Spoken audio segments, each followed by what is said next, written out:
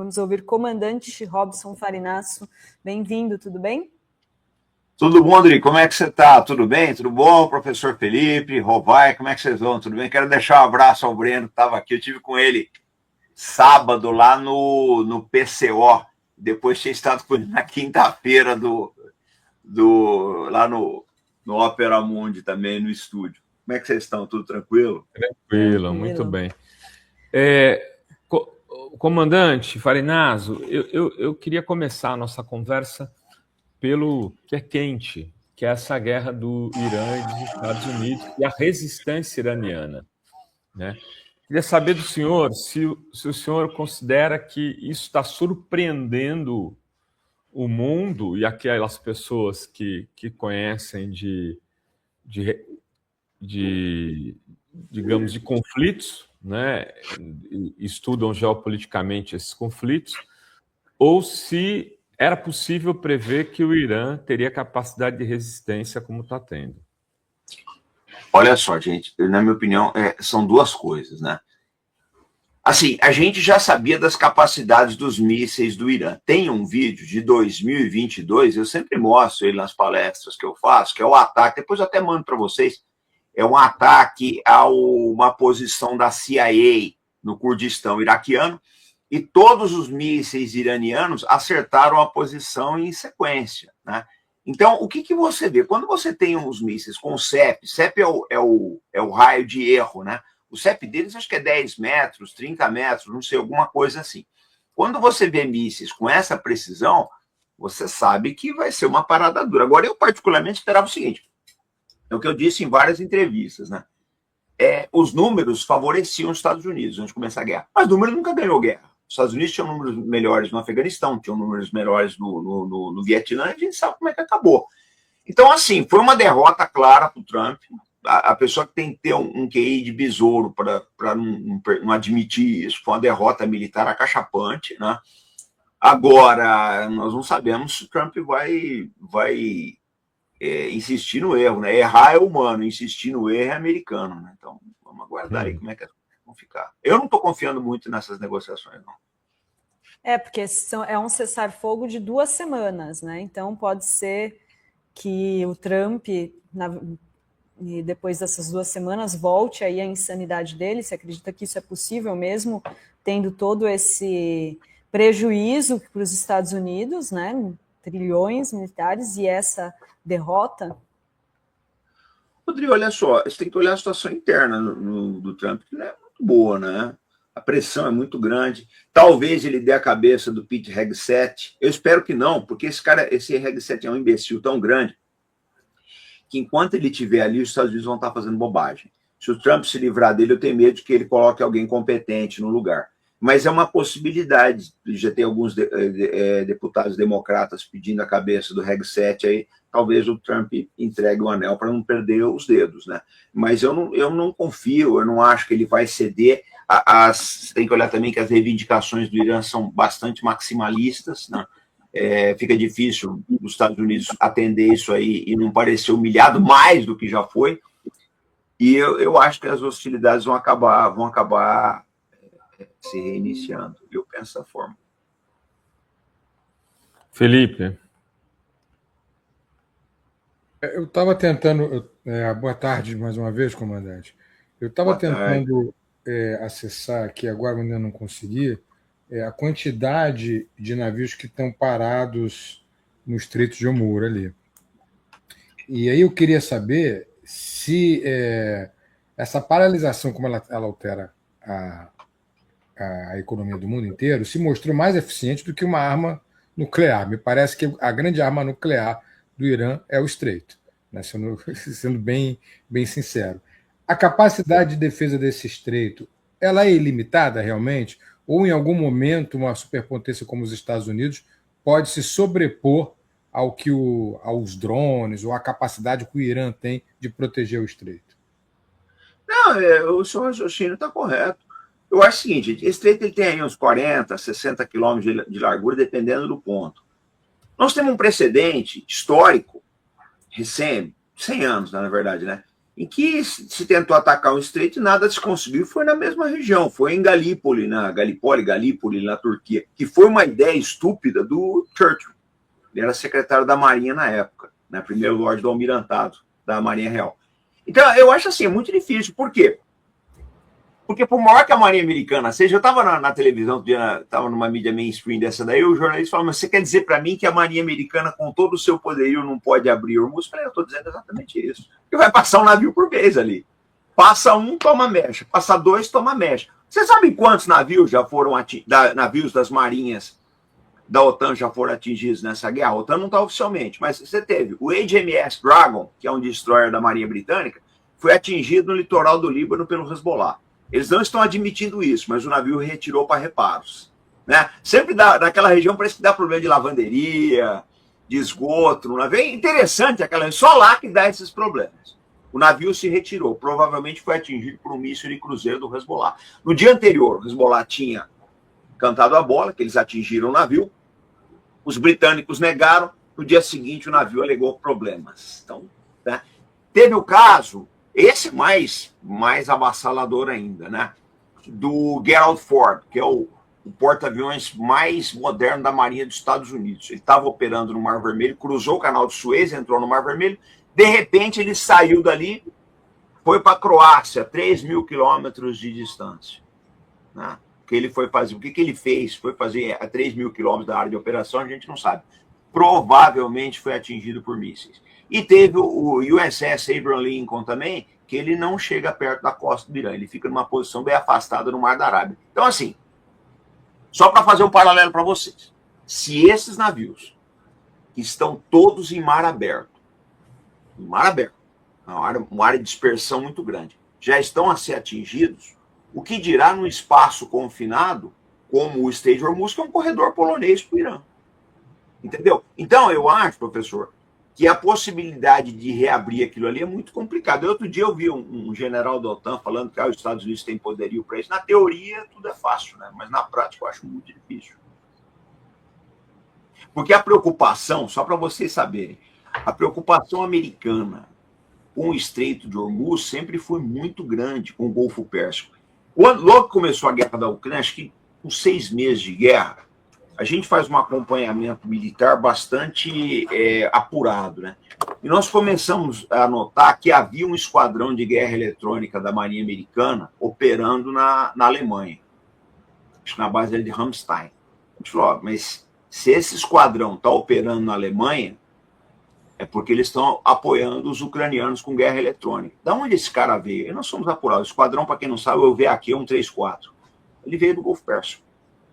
Eles estavam lá para proteger a Marinha Americana contra os mísseis do Irã. Então, assim, eu não digo para vocês que é impossível, mas provavelmente os Estados Unidos vão ter grandes perdas ali. Vocês viram o que aconteceu no deserto semana passada, a quantidade de aeronaves destruídas. O Irã não é brincadeira em guerra, não. Farinazo, eu não sei se você chegou a ler uma matéria que saiu no New York Times, uma grande reportagem falando sobre como foi a decisão do Trump de entrar na guerra do Irã. A gente fez uma matéria que está publicada na Fórum, inclusive, com base nessa reportagem do New York Times.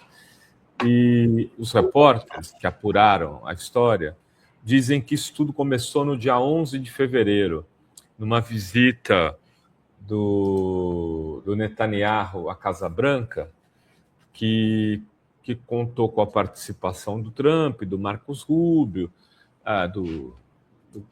pessoa que comanda a CIA, de alguns assessores importantes ali do Trump, e também tinha gente da Mossad, comandantes israelenses, onde o Netanyahu levou uma apresentação, né, e mostrou ao Trump que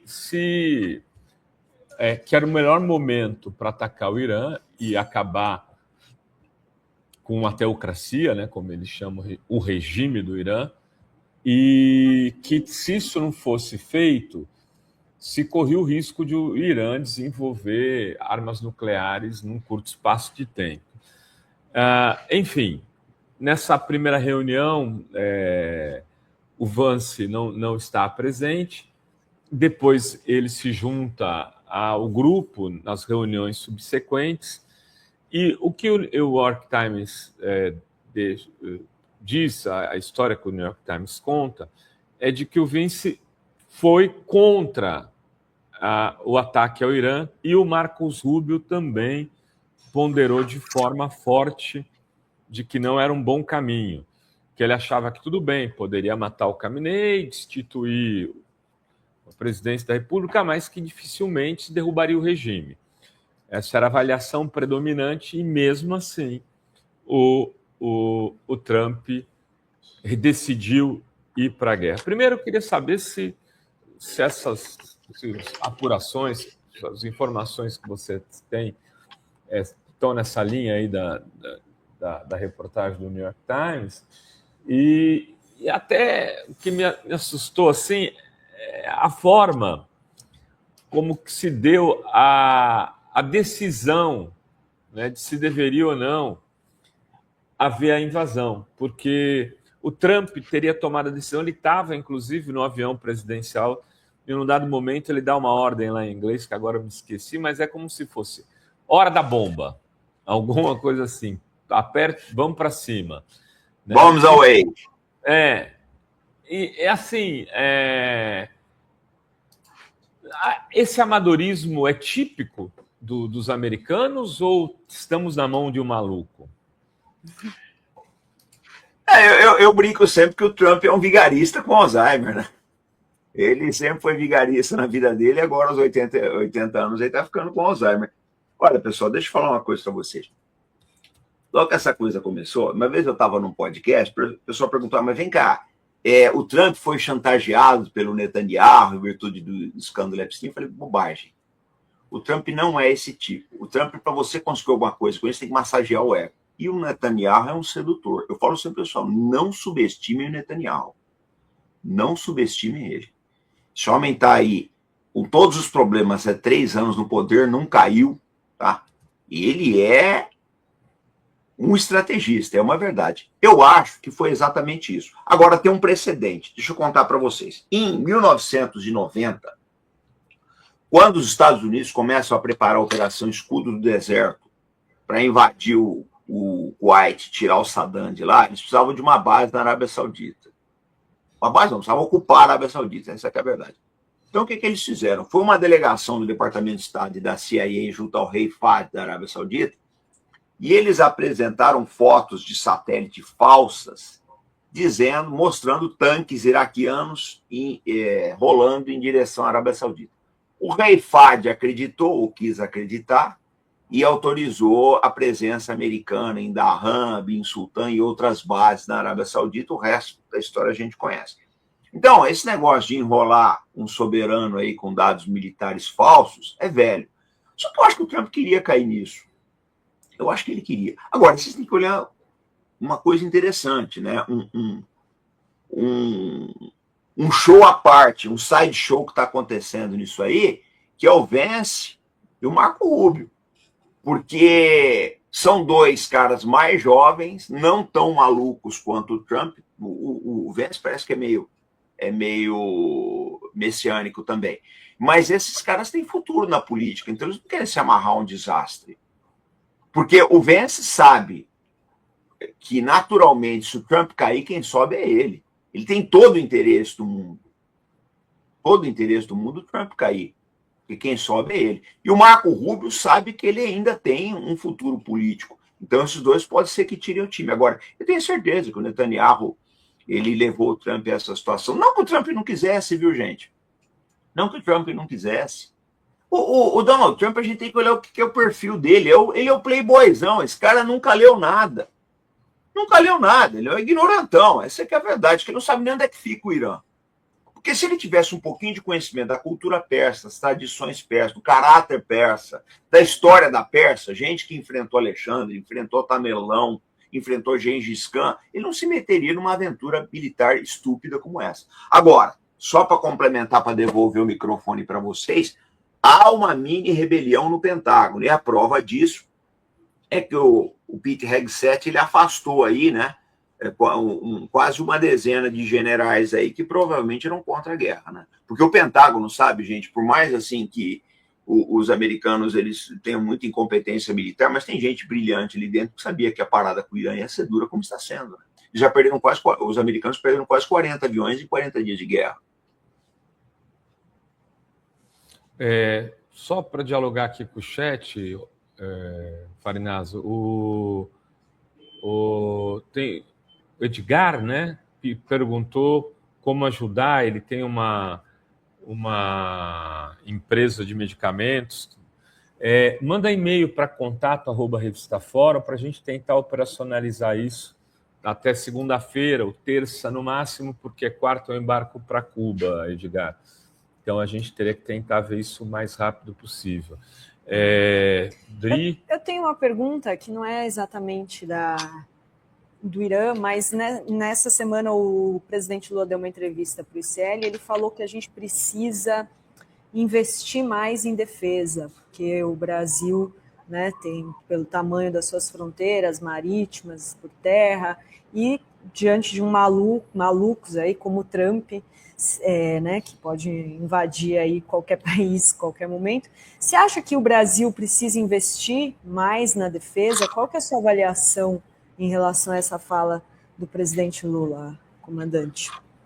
Olha, eu acho saudável que a gente comece a olhar, né, para essa situação de instabilidade geopolítica aí. Eu acho que o presidente Lula tem razão nesse aspecto. Só que tem um fator técnico que nós temos que olhar, gente. A guerra de hoje não é mais a guerra de 10 anos atrás. Né? Então não adianta você ficar comprando aeronave de 80 milhões de dólares aí, quando é uma guerra de drones e mísseis, que a gente precisa pensar. O Brasil tem que pensar em quê? Mísseis com maior alcance, maior capacidade de carga bélica. Ele precisa pensar numa constelação satélite própria, porque tanto a Ucrânia como o Irã já provaram que não se faz guerra sem satélite. Nós precisamos pensar nas tecnologias, né, de enxames de drones. Nós temos que pensar em comunicação encriptada, porque a gente depende de comunicações externas aí. A gente tem que pensar em link de dados e a gente tem que pensar também no uso de inteligência artificial para operações militares. Então não adianta, eu falo sempre o seguinte, quando o pessoal fala, porque tem que comprar avião, comprar isso, comprar aquilo, eu falo, camarada, o Irã praticamente não tem força aérea. A força aérea do Irã é dos anos 70. E olha o estrago que eles estão fazendo. Por quê? Porque eles estão usando mísseis e drones. A Ucrânia não tem marinha, zero marinha a Ucrânia tem. E mesmo assim ela consegue manter a frota russa encostada no leste do Mar Negro. Então é uma guerra que ela mudou completamente. Eu falo que essa daqui é a guerra da geração Z. Esses engenheiros do Irã são meninos, na média de 30 anos, aí, uma pessoa extremamente capaz do Irã, forma mais engenheiros que o Brasil. Esses garotos são inteligentes, são criativos, gostam do seu país, têm uma visão anti-imperialista excelente, tá? E estão preocupados com o futuro do Irã. Então, o que acontece? Eles entregaram para as Forças Armadas, principalmente para a Guarda Revolucionária, o melhor programa de drones e mísseis do Oriente Médio. Prova disso não sei se vocês chegaram a ver uma foto de uma aeronave E-3 Sentry da Força Aérea Americana que custa 540 milhões de dólares.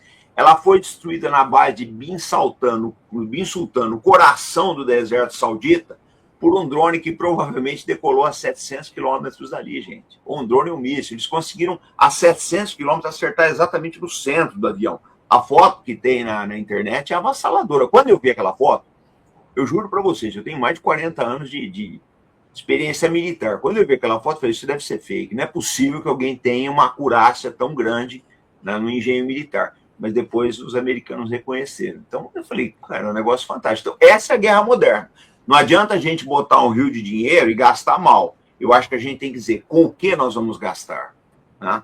Com o que nós vamos gastar. Porque ficar gastando milhões de dólares para importar equipamento aí de fora e exportar empregos, como eu canso de ver, eu tive, para vocês terem uma base, eu tive ontem em São José dos Campos, tive com os funcionários da Vibraz, e a Vibraz, que é a maior empresa de defesa do hemisfério sul do planeta, os funcionários estão vivendo à base da caridade do sindicato. Eu vi as entregas de cesta básica, gente. Quer dizer, não é possível a gente ficar comprando coisa aí fora, e é uma das empresas mais tecnológicas de defesa que nós temos no Brasil, está vivendo da caridade. Então o Brasil precisa olhar mais para dentro. Né? Eu espero que seja levado ao presidente Lula um bom plano de defesa do Brasil, né, olhando principalmente para as novas tecnologias que o futuro tem, e principalmente que lembre para ele quem é o nosso grande adversário, que é os Estados Unidos. Muito bem. Felipe, tem alguma... Felipe. Não, esclarecido. Eu fiquei... Obrigado pela aula, comandante. E acho que é isso mesmo. Esse investimento precisa ser feito dessa maneira. Eu também fico muito preocupado quando vejo uma certa megalomania em se falar em caças, num tempo em que drones estão resolvendo a situação. E fiquei muito satisfeito de ouvir a sua explicação aqui. Espero que o governo ouça essa explicação e faça os investimentos corretos. Muito obrigado pela aula. Deixa eu fazer uma última pergunta, Farinaso. Você atribui a facilidade com que os Estados Unidos conseguiram sequestrar o Maduro na Venezuela? Eles ali também estavam iludidos com o sistema de defesa deles? Ou houve erro no uso desse sistema de defesa? Porque é um sistema de defesa que foi, de alguma maneira, construído ali com engenharia russa, né, e chinesa. Se ele é tão fraco assim, isso significa uma superioridade russa e chinesa imensa, uma fragilidade imensa em relação aos Estados Unidos. É isso, não é? Qual que é a sua avaliação? Ali rolou dinheiro. A grande arma militar dos Estados Unidos é o suborno. Subornaram generais do Saddam na guerra em 2003, subornaram muita gente do Gaddafi em 2011. A grande guerra dos Estados Unidos, dinheiro, alguém se vendeu, pessoal. Não é possível. Que os sistemas que tem ali na Venezuela, o S-300, o Pechora, acho que eles têm o Panzer também, eu não lembro agora. Mas são sistemas excelentes. O Buk, eles têm sistemas excelentes. São sistemas comprovados na Ucrânia, comprovados no Irã, comprovados em uma série de países aí. Ali alguém comeu bola, essa é que é a verdade. E outra, é engraçado, eu fico bobo de ver a quantidade de contos de fada que circulam a respeito do militarismo americano. Então, arma sônica. Agora tem uma, diz que tem uma arma que capta o batimento cardíaco do piloto. Eu falei, eu nunca ouvi uma besteira tão grande na minha vida. Eu nunca vi uma estupidez tão grande. Os Estados Unidos está quebrando a cara no Irã porque não consegue comprar ninguém ali. Eles estão quebrando a cara por causa disso. Eles querem alguém que se venda, um general que entregue um comando ali, para eles poderem entrar. Eu acho que o que aconteceu na Venezuela foi isso. Porque a gente viu umas coisas assim que era completamente... o pessoal completamente despreparado. As posições antiaéreas da Venezuela e os radares precisavam estar guarnecidos. Eu vi helicópteros passeando em Caracas no dia. Isso não é inadmissível. A Venezuela tinha uma enorme quantidade de mísseis antiaéreos, Igla, russos, atraídos pelo calor. Um míssil daquele disparado só podia ter feito uma tragédia.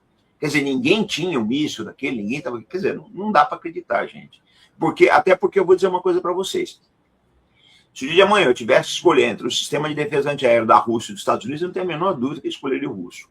O equipamento americano está se provou ineficiente na Ucrânia, se provou ineficiente em Israel. Tem uma piada a respeito dos mísseis Patriot, vocês acham na internet, né? Patriot Missiles, Made in America, Fails Everywhere, né? Mísseis Patriot, fabricados nos Estados Unidos e falhando no mundo inteiro. Aquele míssil todo mundo sabe que tem uma série de problemas. Então é a propaganda de sempre que eles contam. Só que tem uma vantagem, né? Eu acho que está acontecendo uma coisa. Mídias como vocês, como o 247, o Opera Mundi, eu acho que a gente ajuda a desmentir essas falácias. E eu não digo, eu falo sempre uma frase que é o seguinte, Renato, nós não estamos mudando a narrativa, mas a gente está deixando um espaço menor para mentiras. Hoje o espaço está menor. Eu vejo a mídia mainstream apanhando pra caramba. Porque a gente acaba tendo nesse quesito, no quesito militar principalmente, a gente com mídia alternativa tem mais audiência que eles. Então eu vejo dessa forma. Eu acho que alguém ali alguém ali rifou o Maduro. Sinceramente, eu não consigo acreditar que foi eficiência militar, porque olha só, Estados Unidos falharam em Mogadishu, na Somália, falharam na Garra da Águia no Irã em 81 no governo 80 no governo Carter, falharam estrondosamente no Irã. Só deu certo na Venezuela, por quê? Muito bem. Mais Muito alguma boa pergunta, Dori? explicação, né? Deixa eu trazer aqui os comentários. Queria agradecer a galera que está aqui colaborando. Canet 2005, vítimas ucranianas de Chernobyl. O Woman diz: acho que o senhor Bibi disse, eu duvido você fazer, você não é homem. E o Trump, com a inteligência média do Homer Simpson, foi atrás. Não ofende o Homer, não, que eu adoro ele. Né? A culpa é minha, eu boto em quem eu quiser. Vamos lá, eu posso, né? Mas não contava aí com o Estreito de Hormuz e a eficiência aí, né, do Irã. Acho que é isso, né? Mas então queria agradecer, comandante Robson Farinácio, muito obrigada por ter vindo aqui hoje falar sobre esse tema. Vamos falar mais, Farinácio, vamos marcar outras vindas suas. Vamos, porque acho que... Você pode ir no Arte da Guerra também, Rovair. Esse cross de público é bom para todo mundo. Outro dia o Breno foi lá, tinha 11 mil pessoas vendo, ele não acreditou. Então, que legal. É bom que a gente faz essa transmissão aí conjunta e a gente troca troca aí essas informações. E eu acho que, né, vamos voltar a se falar, principalmente daqui 2 semanas, né? Que acho que vamos ter novidades. Ou antes. Ou antes, né? Ou antes, né? Legal, um beijo para vocês e um bom fim de semana, viu, gente? Abração, mestre. Tchau, Tudo de bom. Valeu. Até mais.